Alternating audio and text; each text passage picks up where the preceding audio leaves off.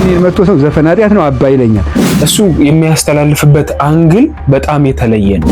ዘፈን ባህላዊ ሲሆን ሀገራዊ ሲሆን ዘፈናቸው እንዳይሰራ ዘፈናቸው እንዳይከናወን ገንዘብ የወሰዳችሁ ከዳደጉ ንብረቱን የዘረፋችሁ 100% የምናገረው ካንተ ቴዲ አፍሮ እንደሚሻል ዘፈኑን መልቀቅ ስላልፈለገ አምሽቶ የመጣ አዲስ በሆነ መረጃ ተመልሼ መጣሁኝ። የቴዲ አፍሮን አልበም መለቀቅ አስመልክቶ እንግዲህ አንዳንድ ክርስቲያኖች ጤነኛ ዘፈን ማዳመጥ ኃጢአት አይደለም እስከ ማለት ደርሰዋል። ዲያቆን ሄኖክ ኃይሌ ምን አለ? መምህራችን አባ ገብረ ኪዳንም ዘፈንን አስመልክቶ ያስተላለፉት መልእክት አለ። እነዚህ ሁሉ መረጃዎች አስመለክታችኋለሁ። እስቲ ከዚህ ቪዲዮ እንጀምር። ሰላም እንዴት ናችሁ? ዛሬ እንግዲህ ሰሞኑን መነጋገሪያ ስለሆነው ስለ አርቲስት ቴዲ አፍሮና ስለ ዶክተር ሮዳስ የመጽሐፍ ምርቃት ጋር ተያይዞ ስለ 888 ቁጥሮች ሚስጥራዊነት ሁለት ነገሮች ልንገራችሁ። ይሄ ቪዲዮ ሌሎች ሰዎች ጋር እንዲደርስ አቅም ስጡልኝ። ከማንኛውም ፖለቲካዊ ሳቢ ነፃ የሆነ ግን ቁጥራዊ ፍልስፍናውን ለማስረዳት ነው። የመጀመሪያው 8 ቁጥር በግሪክ ኦርቶዶክስ ተከታዮች ዘንድ ኢየሱስ የሚለው ስም ወደ ቁጥር ሲቀየር የዛ ቁጥር ድምር የሚሰጠው ቁጥር ነው 888። ይሄ ደግሞ የድህነት፣ የአዲስ ህይወት፣ የምስራች፣ የመነሳት ቁጥር ተደርጎ ይወሰዳል። ሁለተኛው በአጽናፈ ዓለም ውስጥ 8 ቁጥር የአዲስ ነገር ጅማሬ ተደርጎ ይወሰዳል። ለዚህም ይመስለኛል እነዚህ ሁለት የራሳቸው የጥበብ ዘርፍ ላይ ያሉ ግለሰቦች ቴዎድሮስ ካሳሁን በሚያዝያ 8 ዶክተር ሮዳስ ደግሞ በሚያዝያ 18 ሁለቱም የየራሳቸውን ዶክተር ሮዳስ መጽሐፍ፣ ቴዎድሮስ ካሳሁን ደግሞ የሙዚቃ አልበም ሪሊዝ ያደረጉ እንደሆነ የሰማነው። ያለው ቁጥራዊ እውነታ ግን ይሄ ነው። ደህና አደሩ። በጣም ድንቅ ነው። ሰራው ራሱ ቀረጸው ራሱ እንባ እየተናነቀ ነው። ሶስት ዘለሰኛ ይሰራው። ሶስቱም ዘለሰኛ ግጥሞቹ የዲያቆን ሄኖክ ኃይሌ ናቸው። ሄኖክ ኃይሌ ናቸው። እንዴት ተገናኛችሁ? እንዴት አሰባችሁት? እንዴት ሰራችሁት? በጣም በሚገርም ሁኔታ ግን ይሄኛውን አሁን የመጨረሻ የሰራነውን ግን ከአገልግሎት ተመልሰን አንድ ቦታ ዝናብ መጥቶብን ገብተን ከዛ መጽሐፍ ጀመረ አንስቶ ማለት ነው። እሺ መጽሐፍ ጀመረ አንስቶ ከዛ እኔ እጄን ታጥቤ ስመለስ ላሰማ ግዴታ አለኝ። ሲያሰማኝ በቃ ይሁዳ ወጥቶ ባዘቦት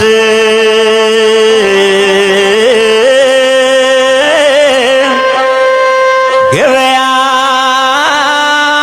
ሊሸጥ ቸግሮት ሽጦ ታረፈ በጉን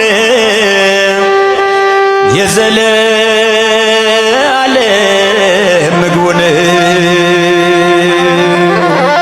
በኢቢኤስ ላይ እንግዲህ የቀረበው ዲያቆን ፍሬዘር ነው። በጣም ብዙዎቻችን እንግዲህ የምንወደው በተለይ ደግሞ በመዝሙሩ መጀመሪያ ጊዜ ከክርስቲያኑ ጋር የተዋወቀበት እኔ ብዬ የማስበው እንግዲህ አብሰራ ገብርኤል በሚለው መዝሙሩ ነውና በጣም በተቀባይነት አግኝቶ ከዛ ሰዓት በኋላ ነው በደንብ እየታወቀ የመጣው። እንግዲህ 3 ዘለሰኛ መዝሙሮች አሉ። ሶስቱንም የጻፈለት እንግዲህ መምህራችን ዲያቆን ሄኖክ ኃይሌ እንደሆነ ተናግሯልና በነገራችን ላይ መምህር ዲያቆን ሄኖክ ኃይሌ ላይ ስመለከት እኔ በግሌ በጣም የምገረምባቸው ነገሮች አሉ። አንደኛው መጽሐፍ ቢጽፍ ያምርበታል፣ አውደ ምሕረት ላይ ቢሰብክ ያምርበታል፣ ለዘማሪያን ግጥሞች ይሰጣል። ለፍሬዘር ብቻ አይደለም የሰጠው፣ ለእህታችን ለዘማሪ ሲስተር ህይወት፣ ለቀዳሚ ጸጋ ዘማሪ ቀዳሚ ጸጋ ለብዙዎች እንግዲህ የመዝሙር ግጥም የሰጠ መምህራችን ነውና በእንደዚህ አይነት ሙሉ ጸጋ መታጠር በእውነት በጣም ደስ የሚያሰኝ ነው። እግዚአብሔር አምላክም ለሱ መልካሙን ነገር ይስጠው ለማለት እወዳለሁኝ። ዘማሪዎቻችን መዝሙር ሲያቀርቡ ከጀርባችሁ ማን እንደሆነ ማወቅ ይገባናል ብዬ ስላሰብኩኝ ይህን ቪዲዮ አቅርቤላችኋለሁኝ። የቴዲ አፍሮ አልበም ከመውጣቱ በፊት እንግዲህ አንዳንድ የፕሮቴስታንት ነቢያት ያስተላለፉት መልእክት አለ። ብዙ ተቆሞ ደርሷቸዋል። እስቲ ነብይ ሱራፌል ምን እንደሚል እናድምጥ። ቴዲ አፍሮ ይሄንን ዘፈን እያወጣ ነው የሚል ኢትዮሪካ የሚል ዘፈን እያወጣ ነው ሲባል ግን ሐሙስ ነው መሰለኝ የሚያወጣው ከነገ ወዲያ። ረዳት ፕሮፌሰር ነብዩ ባየ በጾም ያሳልፉት የትንሳኤው ምዕመናን በዘፈን ይደንሳሉ ብለሽ አጠብቂ የሚል አሽሙር የመሰለ ንግግር ሰዎች ላኩልኝ።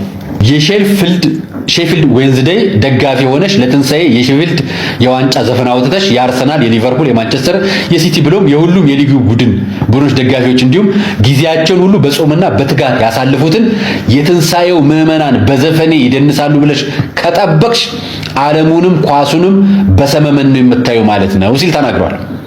ኳስ ጨዋታው የሚታይበት ቀን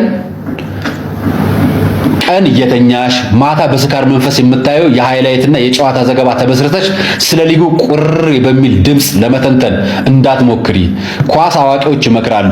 የካታንጋም የትሪቡንም የምስማር ተራም የከማን አንሼም ተቀማጮች ምክር ይለግሳሉ። ሃላንድ ሃዋርድ መስሎሽ እንዳትሳሳቺ የሊጉ ተከታዮች ያሳስባሉ። ወይ ኳሱን በደንብ ተመልከቺ ወይ ስለማታው ሀድራ ቀሽረሽ አንቆርቆሪ። ግን እንደ ሼፊልድ ዩናይትድ በዚያኛው ሊግ በሻምፒዮናው ውራ መሆን ራሱ አታውቂ ይሆናል እኮ ይሄኔ በስመ ዩናይትድ ማንቸስተር ዩናይትድ ያው ዩናይትድ ነው ብለሽ ማንቸስተር መስሎሽ ይሆናል እኮ ይሄኔ ሁሉን አጭሰሽ በጭስ ተደብቀሽ አትመልከቺ ባክሽ ሲል ገልጿል ብለው ማህበራዊ ገጽ ላይ እንዲለቀውታል። አሁን ረዳት ፕሮፌሰር ወጥተው እንዲተናገሩ አሉ። ጉዳዩ ከዘፈኑ ጋር ሳይሆን ከቴዲ አፍሮ ጋር መሆኑ ይገባን መጥቷልኝ። እኛ ከጉዳዩ ጋር ጉዳይ የለንም። ነገር ግን ሐሳባችሁን በሃይማኖት አታስታኩብን። በራሳችሁ እንደጀመራችሁ ጨርሱ። ይሄ ልላችሁ ዘፈናቸው እንዳይሰራ፣ ዘፈናቸው እንዳይከናወን፣ ዘፈናቸው ሞገስ እንዳይኖረው፣ ዘፈናቸው የሚያስጠላ እንዲሆን ጸልያለሁ። ከአጋንንት የተመረቀ ዘፈን ከጥልቅ ዓለም በኢየሱስም ተመክሮና ተደግሞ ተሟርቶና ተጠንቁሎ በኢየሱስም በሀገራችን በኢትዮጵያ ላይ በኢየሱስ መከፋፈል ልዩነትን በኢየሱስ ክርስቶስም የሚረጭ መንፈስ የተመታ ይሁን። እኛ ደግሞ እንዲህ ብለን እንጸልያለን። ለመሪዎችና ለመንግስታት በነቢያት ስምና በእግዚአብሔር ስም ተደብቃችሁ የፖለቲካ ንግድ እየነገዳችሁ ለመንግስት የምታሸረግዱ ነቢያት ሆይ የተረገማችሁ ሁኑ። ከመበልቷ ገንዘብ የወሰዳችሁ ከደሃደጉ ንብረቱን የዘረፋችሁ በሐሰት ነብይነት ይሄን ህዝብ የዘረፋችሁ ሙልጭ አርጋችሁ የበላችሁ እናንተ ወንጌል በሚመስል ሐሳብ በነቢያት ስምና በቸርች ስም ተደብቃችሁ የመንግስትን አረመኔነትና ጨካኝነት ለመደበቅ የምትሯሯጡ እናንተ ጭምብል ነቢያቶች ሆይ ሐሳባችሁ ሁሉ የተወጋ ይሁን፣ የተረገመ ይሁን።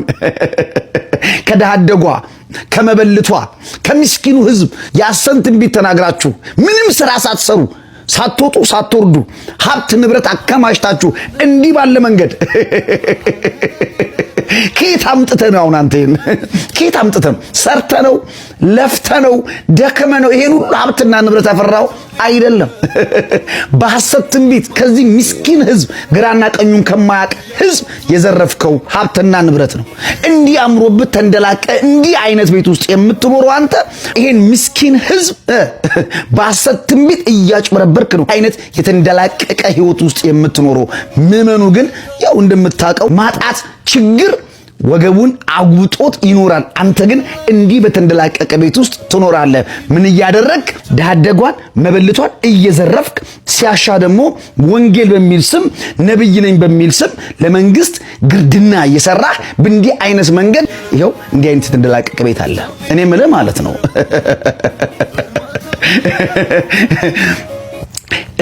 ሐሙስ የሚለቀቀው ዘፈን ነው እንዲያስጨነቀ፣ የሐሙሱ ፈረስ ነው እንዲያስጨነቀ። ያ ምስኪን ህዝብ እኮ በመሬት መንቀጥቀጥ እያለቀ ባለበት ሰዓት በመሬት መንሸራተት ብዙ ወገኖች ሲሞቱ እቺ ሀገር ለ5 ለ6 ዓመታት በጦርነት ስታመስ አንድ ቀን ወጣ አልጸለይክም እኮ። ዛሬ መጣህና የሐሙሱ ፈረስ እያልክ ማጓራት ጀመርክ። ለምን? ቅጥረኛ ባንዳ ነህ። ወንጌል ይዘህ ነብይ ነኝ በሚል ስም ነገር ግን አንተ ለመንግስት ግርድና ነው የምትሰራው። ሌላ የምትሰራው ስራ የለም። ተፈወስ። እንግዲህ ነቢይ ሱራፌልን የምንቃወመው ዘፈን ወዳጆች ሆነን ሳይሆን እንግዲህ እሱ የሚያስተላልፍበት አንግል በጣም የተለየ ነው። ለምን መሰላችሁ? ይሄ የቴዲ አፍሮ አልበም ታውቃላችሁ፣ ውስጡ ላይ ብዙ ነገር አለው። እንደሌሎች ዘፋኞች ዝም ብሎ የወጣ ዘፈን ብቻ አይደለም። በግጥሙ ውስጥ ከፖለቲካ አንፃር ከምን አንፃር የተሳሰረ ነገር ነውና ይሄ አልበም እንዳይወጣ እንግዲህ የፈሩ አካላቶች ስላሉ በነቢያቶቻቸው በኩል የሆነ መልእክት እያስተላለፉ እንደሆነ እየተገነዘብን ነው የምንገኘው። ለማንኛውም ጌታችን እንደተናገረው እንግዲህ አይነ ስውርን አይነ ስውር ይመራ ዘንድ አይችልም፣ ሁለቱም ተያይዘው ገደል ስለሚገቡ። ስለዚህ አንተ ዘፋኞችን ከመተቸት በፊት ይሄ ሪፍሌክት የምታደርገው ሃይማኖትህን እሱ ብቻ አይደለም አስተምሮህን በደንብ መመርመር ይገባል ብዬ አስባለሁ። በዚህ ሰዓት በእርግጠኝነት 100% የምናገረው ካንተ ቴዲ አፍሮ እንደሚሻል። እሱ ዘፋኝነት ነው በኃጢያቱ፣ ነገር ግን በትክክለኛው ቤተ ክርስቲያን ውስጥ ነው የሚገኘው። አንተ ግን በብዙ ነገሮች ከሃይማኖት አንጻር ብንገኘው ብዙ ያጣቸው ነገሮች ስላሉ እንግዲህ እንደ ነብይም ደግሞ የእግዚአብሔርን ቃል ብቻ ሳይሆን የተወሰኑ አካላትን ፍላጎት ለማሳካት እየተጣጣርክ እንደሆነ ነው በዚህ ቪዲዮ የተመለከትነውና ለማንኛውም ትክክለኛ መልስ ሰጥቶታል ብዬ አስባለሁ። መምህራችን ዲያቆን ዮርዳኖስ ስለ ዘፋኝነት ምን ብሎ ተናገረ? እስቲ ቪዲዮ ላስመልክታችሁ። ሃይማኖቶች ከዚህ በኋላ የሚጠፉበት ጊዜ ሩቅ አይደለም። ኢትዮጵያ ውስጥ ሃይማኖት አሁን የሞራል ስታንዳርድ መሆን አይችልም። ሃይማኖቶች ከፊት ለፊታቸው የጨለማ ጊዜ ነው ያለው። ይሄ ጭፍን ድምዳሜ አይደለም። አሁን መመጻደቃቸውን እስካላቆሙ ድረስ ምንድነው? ለምሳሌ ኢትዮጵያ ውስጥ በተፈጠሩ እያንዳንዱ ግጭቶች ውስጥ የሃይማኖት አባት ሚናው መሆን የነበረበት ምንድነው? አስታራቂ ነው መሆን የነበረበት። የትኛውንም ችግር ኢትዮጵያ ውስጥ እየደረሰ ያለውን ችግር ሃይማኖት አባቶች እንዲፈታ አስተዋጽኦ አላበረከቱም። በጣም ጥቂት ሰዎች ሊኖሩ ይችላሉ። እንደ ተቋም ግን ሃይማኖት አባቶች ምንም አስተዋጽኦ አላበረከቱም። ኢትዮጵያ ውስጥ ከጊዜ ወደ ጊዜ ኑሮ ውድነቱ እየጨመረ የታችኛው የህብረተሰብ ክፍል ሁሉ ጊዜ ቀንበር እየተጨመረበት ሃይማኖት ተቋማት ይሄ ነገር መፍትሄ ይፈልጋል አላሉ። ይወለም የእምነት ተቋማት አብዛኛው አማኝ እኮ የታችኛው የህብረተሰብ ክፍል ነው። እውነት እንነጋገር ከተባባለ ከታችኛው የህብረተሰብ ክፍል በሚያዋጣ መዋጫው ነው ያሉት። እውነት እንነጋገር ከተባባለ ግን የታችኛውን የህብረተሰብ ክፍል ስቃዩ ጉዳያቸው አይደለም። መባና አስራት የሚከፍለው ለእምነት ተቋሙ ገንዘብ የሚያዋጣው የእምነት ተቋሙን ቅጥር በጉልበቱ የሚሰራው የታችኛው የህብረተሰብ ክፍል በጣም የተወሳሰበ ችግር ውስጥ ሆኖ የእምነት አባቶች ቅንጡ ኑሮ ይኖራሉ። ጉዳያቸው አይደለም። የነሱስ ችግር አጀንዳቸው አይደለም። እረ ይሄን ቀንበር አንሱላቸው ብለው ጠይቀው አያውቁም። ቦልድ ሆኖ አልጠየቁም። ህዝብ በጦርነት እየታመሰ ጦርነት በቃ ብሎ አይናገሩም። ሰዎች በማንነት እየተጠቁ በብሔር ማንነታቸው ተለይቶ ሰዎች እየተጠቁ ይሄ ነገር ትክክል አይደለም ብሎ አደባባይ ላይ ወጥቶ ሲናገሩ አይተናቸው አናውቅም። ይሄ ገርመሃል። ወሲባዊ ልቅነት አለ የእምነት ተቋማት ውስጥ። ዘፈን ኃጢአት አይደለም ለማለት የሚዳዳቸው ሰባካያን ሳይ ይገርመኛል። እንዲያውም አንድ ሊቅ እንዲህ ሲሉ ሰማቸው። አንድ በጣም የተማሩ የፍትሐ ነገሥት ዘፈን ኃጢአት አይደለም የሚሉ ሰዎች ምንድነው የሚጠቅሱት? ጌታችን ኢየሱስ ክርስቶስ ሲሰብክ ሲያስተምር ምሳሌ አድርጎታል። ልብ በሉ እንግዲህ ጌታ ምሳሌ አድርጎታልና ምን ችግር አለው? እንግዲህ አስቡት። አንድ ምዕመን ቢል አይገርመኝም። ሰባኪ የሚባል ሰው አስተማሪ የሚባል ሰው እና እኒያ ሊቅ ምን አሉ? እንዲህ ሲባል ሰምተው ስማኝ እንጂ አሉ። ጌታችን መድኃኒታችን ኢየሱስ ክርስቶስ ዳግመኛ መምጣቱን ወለቱስ ለእግዚአብሔር ግብተት መጽእ ከመ እንተ ሰራቂ የእግዚአብሔር ቀን ግን ዳግም ምጽአት እንደ ሌባ ብሎ ጌታ ራሱን በሌባ መስሎ ተናግሯል። ስለዚህ ስር ቆጥሩ ነው አበለኝ። በጣም ነው እንዲያው በእውነት እንዴት አንጀት የረካ ለምንድን ነው? ሊቃውንት ምሳሌያቸው ይገርመኛል። አነጋገራቸው፣ አጠቃቀሳቸው ግሩም ነው። የተማረ ሰው ያስተዋለ፣ የተማረ ብቻ ሳይሆን ያስተዋለ ክርስትና የገባው ሰው ጥሩ ነው። ታዲያ ጌታ ዳግም ምጽአቱን የሱን ዳግም መምጣት በሌባ መስሎ መናገሩ ስረቅ ሌባ ሁን ሲልህ ነው። ዘፋኝነትን አስመልክቶ በአዲስ ኪዳን ላይ ብቻ አይደለም በብሉይ ኪዳን ላይ በጣም ብዙዎችን የሚያከራክር ሐሳብ ነው። ለምን መሰላችሁ? አንዳንድ ዘፋኞች ታቋቸዋላችሁ፣ ስማቸውን መጥራት አልፈልግምና ዘፈን ኃጢአት አይደለም እስከማለት ደርሷል። ጌታችን የፈቀደው ነገር ነው እስከማለት ደርሷል። በተለይ በፕሮቴስታንቱ ዓለምና ለነዚህ ጥሩ የሚሆን መልስ ከቤተ ክርስቲያን መምህራኖቻችን ውጪ ማንም የሚያስቀምጥ የለም። ምክንያቱም ኦሬዲ እነሱ ተቀብለውታል። ዘፈን ኃጢአት አይደለም በቃ ብንዘፈን ክርስቶስ አይከፈውም ብሎ እስከማመን ደርሰዋል። ለማንኛውም ሐሳቡን አንድ ላይ ጠቅልዬ መጨረሻ ላይ እነግራችኋለሁ። የመምህራችን ዲያቆን ሄኖክ ኃይሌ መልእክትስ ስለ ዘፋኝነት የባህላዊ ዘፈን ብንሰማ ምን ችግር አለው ብለን ለምናስብ በሙሉ ጥሩ መልስ አለው። መምህራችንን እናድምጥ እስቲ። ይሄንን ቀፋፊ ልጅ አዳምጠ ነው የምናገረው ነገር አለ፣ አዳምጡት። ለቴዲ አፍሮና ለተከታዮቹ ሲኦል እንዳይገቡ ይህንን መልእክት አስተላልፋለሁ። ዘፋኝ የእግዚአብሔርን መንግስት አይወርስም። አባ ነው የምትመጻደቀው። ምን አባ ያመጻድቃል ብራዘር?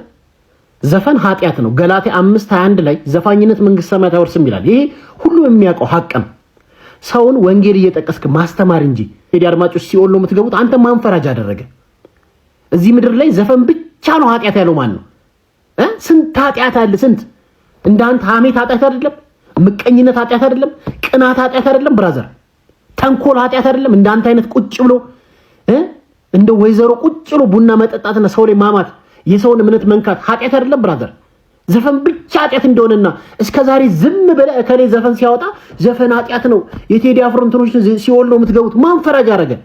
በስመ አብ ወወልድ ወመንፈስ ቅዱስ። እንደዚህ አይነት ሰዎች ማለት ነው እግዚአብሔርን ገነት ማስገባትና ማስወጣት ስልጣን ቢሰጣቸው አንድ ሰው ገነት አይገባም። እግዚአብሔር ቸር አምላክ ደግ አምላክ ዘፈን መንግስት ሰማያት እንደማያስወርስ እኮ ይታወቃል። ወንጌሉን ማስተማር ሲገባ ሲኦል ነው የምትገቡት ምናምን አታስተምር። ልክ እንደኔ ተመልከት። ከዚህ በፊት ቬሮኒካን ተናግሬያታለሁ። ዘፈን የሰይጣን ግብር ነው የእግዚአብሔር ግብር አይደለም የሰይጣን ግብር ነው ብዬ ተናግሬያለሁ። ልክ እንደኔ ቀድማ አትናገር። ልክ የሆነች ሰዓት ላይ ኦርቶዶክስን ለመቃወም ልክ የሆነች ሰዓት ደግሞ የሆነ ሰውን ለመቃወም መነጋገሪያ ለመሆን ስትሉ አትምጡ። ወንጌሉን አስተምሩ መጀመሪያ። አንተ ጴንጤን አትወክልም በጭራሽ። ጴንጤው ይሄ መዶሻ ራስ ይውጣ። ዘፈን ባህላዊ ሲሆን አገራዊ ሲሆን ጥሩ ነው። ይዘቱ መልካም መልእክት ያለው ዘፈን ሲሆን መልካም ነው የሚለው ሐሳብ ሊመስል ይችላል፣ እውነት ሊመስል ይችላል፣ ግን በፍጹም የተሳሳተ ነው። እንግዲህ ቤተክርስቲያን የምትፈቅደው ዘፈን ወይም ብንዘፍነው ችግር የሌለው አንድ ብቻ፣ እሱም የኢትዮጵያ ብሔራዊ መዝሙር ነው። የሀገርን በተመለከተ ግብር እንደመክፈር ስለሚቆጠር የዜግነት ክብር የሚለውን ሰው ሲል መዋል ይችላል። ከዛ ውጭ ግን እየተነጋገርን ያለነው ስለ መጽሐፍ ቅዱስና ስለ ሃይማኖት ከሆነ ይሄኛው ልክ ነው። ባህላዊ ስለሆነ ምክር ስለሚሰጥ ባህላዊ ከተባለ የትኛው አካባቢ ባህል ነው ጽድቅ የሚሆነው? ዘፈን ነው። ዓለማዊ ነገር ነው እና ባህል ካልክ አሜሪካ ለተወለደ ሰው እኮ ራፕና ሂፕሆፕ እኮ ባህሉ ነው። ስለዚህ እሱ መፍቀድ መቻል አለብን ማለት ነው። ያደኩበት ነው የልጅነት ትዝታዬ ነው ሊል ይችላል። እንዳንተ ጋራው ሸንተረሩ የሚል ዘፈን ሳይዘፍን አድጎ ግን ባህላዊ ነገር ለሱ ባህላዊ ነው እና እንደዚህ አይነት ከዛ ውጪ ይዘቱ እየታየ ዘፈን ይሄ ጥሩ መልእክት ያለው ሲሆን ችግር የለውም ከተባለ ቤተክርስቲያን እያንዳንዱ ዘፈን ሲወጣ ሲዲውን እየሰማች ኢቫሉዌት እያደረገች ይሄን ዘፈኑ እናትስፈኑ ልትል ነው ማለት ነው። ስለዚህ በአጠቃላይ እንኳን በቤተክርስቲያን ትምህርት እንኳን ዘፈን ቀርቶ ስጋዊ ዘፈን ቀርቶ መጽሐፍ ቅዱስ እንደሚያስተምረንም ቤተክርስቲያን እንደምታስተምረንም ሞቅ ያለ መዝሙር ራሱ በጣም የሚያስደስት መዝሙር ከመንፈሳዊነት ወደ ስጋዊነት ሲያይል ቤተክርስቲያን ታስቆመዋለች። ማህሌት እንኳን ሲደምቅ በጸናጽል ነው የሚያስቆሙት አባቶቻችን። ለምን? ነፍስ እንጂ ስጋ የምትደሰትበት ስላልሆነ ዝማሬ ማለት ነው። ወደ ጥንታውያን አባቶች ይህም እንግዲህ በግሌ ከደረሱኝ ጥያቄዎች መካከል አንደኛው ይሄ ነውና አንዳንድ ክርስቲያናት ወንድሞቻችን ይህን ዘፈን እኮ ብንሰማው መልእክቱ በጣም መልካም ነው፣ ለሀገር ነው የምንዘፍነው፣ ለጥሩ ነገር ነው የምንዘፍነው እያሉ ሐሳብ ያስቀምጣሉና በቃ እንዴት ብዬ ልንገራችሁ፣ ዘፈን ማለት ልክ በመርዝ እንደተለወሰ ጣፋጭ ዳቦ ነው ማለት ይቻላል። በቃ ያ ነገር ነው የሚታየን እንጂ ውስጡ መራራ ነው። ቀስ በቀስ ከመንፈሳዊነት ነው የሚያርቀን። ወደድንም ጠላንም ከመንፈሳዊነት ነው የሚያርቀን። ከመዝሙር ያስርቀናል። እሱ ብቻ አይደለም ከቤተ ክርስቲያንም ጭምር ያስርቀናል። በውስጡ የሚገኘው ስፒሪቹዋል ነገር አለው። ይሄን ሁላችንም ልንገነዘበው የሚቻል ነገር ነውና ባህላዊም ሆነ ሀገረኛም ሆነ ቤተክርስቲያን ፈቅደው አንድ መዝሙር ነው ብሏል። እሱም እንግዲህ ይሄ የዜግነት ክብር የምንለው ነው። ቀኑ ሙሉ እሱ ማለት ትችላላችሁ ተብሏል። ከዛ ውጭ ግን የምናቀርባቸው ነገሮች በሙሉ ትክክል አይደሉም። ዘፈን የአጋንንት መስዋዕት ነው። ይህንን ማወቅ መቻል አለብን። መጽሐፍ ቅዱስ ላይም በዛ አጋንንት ይዘፍናሉ የሚለውና ጌታችንም እንደተናገረው ከዓለም ጋር የተጣበቀ መንፈሳዊነት ሊይዝ አይችልም። ከሁለት አንዱ መምረጥ መቻል አለብን። ለሁለት ጌቶች መታዘዝ ስለማንችል ስለዚህ ወደ ዘፈን የምንሄድ ከሆነ በእርግጥ ከዓለም ጋር ነው የምንጣበቀው። ስለዚህ ከዘፈን በቻልነው መጠን ትንሽ ኃጢአት የሚመስልንና ራሳችንን የሚያሳጣ ስለሆነ ባካችሁ ከዘፈን እንራቅ ለማለት እወዳለሁ። የመምህራችን አባ ገብረ ኪዳን መልእክት ስለ ዘፈን እናድምጣችሁ። ይሄ አሁን መጥቶ ሰው ዘፈን ኃጢአት ነው አባ ይለኛል። አሁን ዘፈን ኃጢአት እንደሆነ ጠፍቶት አይደለም፣ ጠፍቶት ሳይሆን ምን ማለት መሰላችሁ፣ ዘፈኑን መልቀቅ ስላልፈለገ ድንገት እየዘፈን ከእግዚአብሔርን ታገኘዋለህ የሚል አባት ባጌ ብሎ ነው እንጂ ዘፈን ኃጢአት እንደሆነ ጠፍቶት ይመስላችኋል? አልጠፋውም። መልቀቅ አንፈልግም። መላቀቅ የማንፈልገው ብዙ ልማዶቻችን አሉ። እነሱን መተው አለብን ነው። ለማይገባ ነገር ማልቀስ ማለት ለማይገቡ ነገሮች ዋጋ እንከፍላለን። እያዘን እየተከዝን እያለቀስን። አሁን የክርስቶስ ፍቅር አያስለቅሰንም። የቤተክርስቲያን መከራ አያስለቅሰንም። የመንግስተ ሰማያት ፍቅር አያስለቅሰንም። የኛና የዓለም የኛና የልማዶቻችን የኛና የጠባዮቻችን የኛና የክብራችን የኛና የዘራችን የኛና የሹመታችን ነገር ግን ያስለቅሰናል። ራት አያስበላንም፣ ምሳ አያስበላንም፣ አስኮርፎ ያሳድረናል፣ አስኮርፎ ያውለናል። እንደ ሰይጣን ነው የሚያደርገን። መምህራችን ቃለ ሕይወት ያሰማልን። ዘፈን ላይ ብዙ አይነት መልእክቶች አግኝታችኋል ብዬ አስባለሁኝ። ከዚህ በኋላ ዘፈናችሁ ማልዘፈናችሁ ደማችሁ በራሳችሁ ላይ ይሆናል። በመጨረሻ ዮኒ ማኛን እስቲ እናድምጠው። ስለ ነብይ ሱራፌል ምን ብሎ ነበር የተናገረው? የኖረበትም ህይወት ስለሆነ አንዳንድ ሐሳቦችን ብንሰማ መልካም ነው ብዬ አስባለሁኝ። እስቲ ዮኒ ማኛን መልእክት እናድምጠው። ሰላም ሰላም ሰላም፣ እንዴት ናችሁ? አማን ነው። ክብሩ ይስፋ እናትና የልጁ ምንድነው እሹ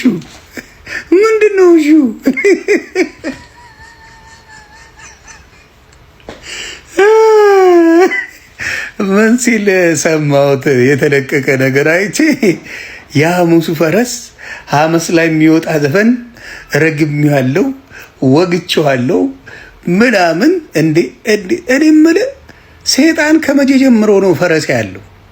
እንደው ረስተው ነው እንጂ የኛ አባቶች የጥንት አባቶቻችን ፈረስን ተጠቅመው ጠላት ጣሊያንንም እንግሊዝንም ያባረሩበት እንደሆነ ረስተው ነው።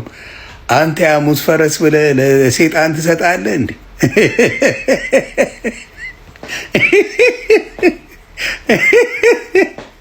ሌላ ያልካት ነገር ደግሞ አለች። ከ1 እስከ 30 ግብጽ ኢትዮጵያ ላይ አድርጋ ምናምን እኛም ብለን ቀበጣጥረናል፣ እውቀት ሳይኖረን ማለት ነው። እኔም ብለህ ከራስህ ልጀምር። አንድ ቀን ስራ ሰርተህ ታውቃለህ? ሰውን ሳትሰራ ወንጌል ሰበኩ እያልኩ ዘመርክ እያልክ እጥብ አድርገህ የምትበላ ሌባ አንተ ስለ ወንጌል ታወራለህ? ስለ ኢየሱስ ክርስቶስ ታወራለህ? በነፃ ትሰብከዋለህ? የለበስከው ሱፍ ራሱ ከህዝብ የዘረፍከው ብር ነው። ሁሉ ነገር በዝርፊያ የምታደርግ ነው። አንተ አይደለም ከልጅ ጋር ቪዲዮ ይፖስቱላል። ልጅን ራሱ ሙድ እንዲይዝ እያረከው ያሳደግከነ። እኔ ዘፈን ያጸድቃል ብዬ አንድም ቀን አልናገርም። ዘፈን በማንኛውም ብትሄድ አያጸድቅም። ግን የኢትዮጵያ ጴንጤዎች ሁሉም እያልኩ አይደለም። የኢትዮጵያ ጴንጤዎች ግን ጭንቅላታችሁ በጣም እየጠበበብኝ ነው። እንደ አሜሪካን ሀገር እኮ እነ 50 ሴንት እነ ቢያንሴ እነ ጄይዚ ሌሎችንም ብታመጣቸው ጴንጤ ናቸው በሙሉ። የአሜሪካን ሀገር ራፐርስ ሴትን የሚሰድብ የሚጠጣ የሚያጨስ የሚገድለው የአሜሪካ ጴንጤ ሙሉ ጴንጤ ነው። አሜሪካ ኦርቶዶክስ አይደለችም፣ ጴንጤ ናት ማጆሪቲው። ጠበብ አድርጋችሁ ጭንቅላታችሁን አይታችኋል። አውሮፓ ላይ ልነግርህ እችላለሁ በጌታ ስም ሉጢዎች ፓስተሮች አሉልህ። በጌታ ስም የጸለይክላቸው አንተ አሉ የሚያስተምሩ ሚኒስትር የሚያደርጉ ጾታ የሚያስቀይሩ ሴት ለሴት ከወንድ ከወንድ የሚዳሩ አሉልህ እኮ የኔ አባት። ምንድን ነው ኢትዮጵያ ላይ አርት ሲኖር አርት ለሚሰማው ያዳምጠዋል። እናንተ ቤትስ ሙዚቃ ደምስሳችሁ አይደል እንዴ መዝሙር እንሰራለን ብላችሁ ሰርቃችሁ? መዝሙር የሚሰራው እግዚአብሔር በራእይ አሳይቶ የዛን ምስጋና ነው የምታረገው። ከዛ ውጪ ዘፈን ነው፣ መዝሙር ሊሆን አይችልም። ምን ነው ስለሱ አታወራም? ይህ ቴዲ ሲሆን እንዲህ ሀገረሸብህ። ካሙዙ ጴንጤ አይደል እንዴ አንተ? ካሙዙ ከነ ወንድሙ አስጌደ እንደሾ ጴንጤ አይደል እንዴ? ናው ፎቴ ዘፈን ያወጣው ጴንጤ አይደል እንዴ? ሌሎችም ስንት ጴንጤ ላምጣል? በሙሉ ጴንጤዎች አይደሉ እንዴ ዘፋኞቹ ሙዚቃ የሚያዘጋጁት? ለምንድን ነው ችግራችሁ? ከኦርቶዶክስ እንጂ ከቴዲ አፍሮ አይደለም። አሁንም ሺህ ጊዜ የምንናገረው ነገር ዘፈን ወዳድ ሆነን ሳይሆን እነዚህ ነቢያቶች የምንቃወመው የመጡበት መንገድ ግን ትክክል አይደለም። ስለዚህ ያንን መንገድ ቢያስተካከሉና አንድን ኃጢአተኛም ከመገሰጻችን በፊት የራሳችንንም ህይወት ብንመለከት በጣም መልካም ነው ብዬ አስባለሁኝ። እውነት ነብይ ሱራፌል በዚህ ደረጃ ልክ ተንቆርቆሮ ይሄ አልበም ይሄ ዘፈን እንዳይለቀቅ የሚለው ስለ ቴዲ አፍሮ አስቦ ነው ወይስ ደግሞ ያ መልእክት የሚነካቸው ሰዎች ስላሉ ነው? እስቲ ይሄንን እናንተ ኮሜንት ላይ በደንብ አድርጋችሁ ተናገሩ። ለማንኛውም ለዛሬ ያዘጋጁት መረጃ ይመስላል። ብዙ ነገር እንዳገኛችሁ ተስፋ አደርጋለሁኝ። በዛሬ ቆይታ ያስከፋችሁ ሰዎች ካላችሁ ይቅርታ ለመጠየቅ እወዳለሁ። ቸር